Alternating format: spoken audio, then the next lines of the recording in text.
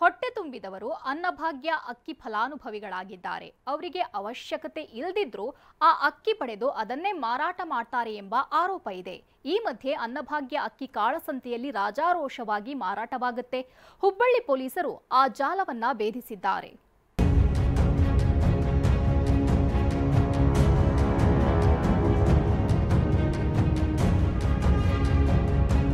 ಒಂದಲ್ಲ ಭರ್ತಿ 2 ಲಾರಿಗಳು.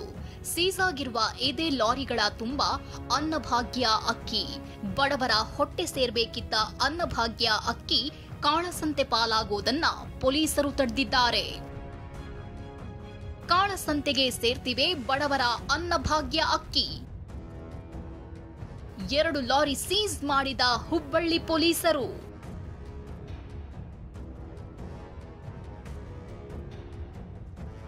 ಮಧ್ಯರಾತ್ರಿ ಹಾವೇರಿಯಿಂದ ಹುಬ್ಬಳ್ಳಿಗೆ ಅಕ್ರಮವಾಗಿ 2 ಲಾರಿಗಳಲ್ಲಿ ಪಡಿತರ ಅಕ್ಕಿ ಸಾಗಿಸಲಾಗುತ್ತಿತ್ತು.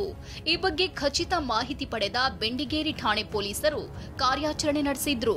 2 ಲಾರಿಗಳನ್ನ ಜಪ್ತಿ ಮಾಡಿದ್ದಲ್ಲದೆ 2 ಡ್ರೈವರ್ ಮತ್ತಿಬ್ಬರು ಕ್ಲೀನರ್ಸ್ ಸೇರಿ 4ರನ್ನ ಬಂಧಿಸಿದ್ರು. ಸ್ಥಳಕ್ಕೆ ಧಾವಿಸಿದ ಅವಳಿನಗರ ಪೊಲೀಸ್ ಆಯುಕ್ತ ಎನ್ ಶಶಿಕುಮಾರ್ ಪರಿಶೀಲಿಸಿದ್ರು.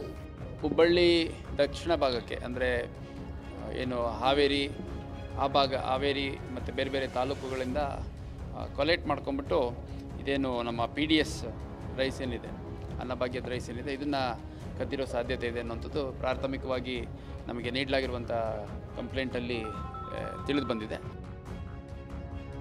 ಆಹಾರ ಮತ್ತು ನಾಗರಿಕ ಪೂರೈಕೆ ಇಲಾಖೆ ಅಧಿಕಾರಿಗಳು ಮತ್ತು ಪೊಲೀಸರು ಈ ಲಾರಿಗಳನ್ನ ತಪಾಸಣೆ ಮಾಡಿದಾಗ ಅಂದಾಜು 11 ಲಕ್ಷಕ್ಕೂ ಅಧಿಕ ಮೌಲ್ಯದ 49 ಟನ್ ಅಕ್ಕಿ ಸಿಕ್ಕಿದೆ. ಅನ್ನಭಾಗ್ಯ ಅಕ್ಕಿ ಪಾಲಿಶ್ ಮಾಡಿ ಮತ್ತೆ ಹೆಚ್ಚಿನ ಬೆಲೆಗೆ ಮಾರಾಟ ಮಾಡೋ ದಂಧೆ ಅವ್ಯಾಹತವಾಗಿದೆ. ಈ ಅಕ್ರಮ ದಂಧೆಗೆ ಹುಬ್ಬಳ್ಳಿಯೇ ಕೇಂದ್ರ ಸ್ಥಾನ. ರಾಜ್ಯದ ಬೇರೆ ಜಿಲ್ಲೆಗಳಿಂದ ಪಡಿತರ ಅಕ್ಕಿ ಅಕ್ರಮವಾಗಿ ಇದೇ ಛೋಟಾ ಮುಂಬೈಗೆ ಬರುತ್ತೆ. ಇಲ್ಲಿಂದ ಪಾಲಿಶ್ ಆಗಿ ಎಲ್ಲೆಡೆ ಮಾರಾಟ ಮಾಡಲಾಗುತ್ತೆ.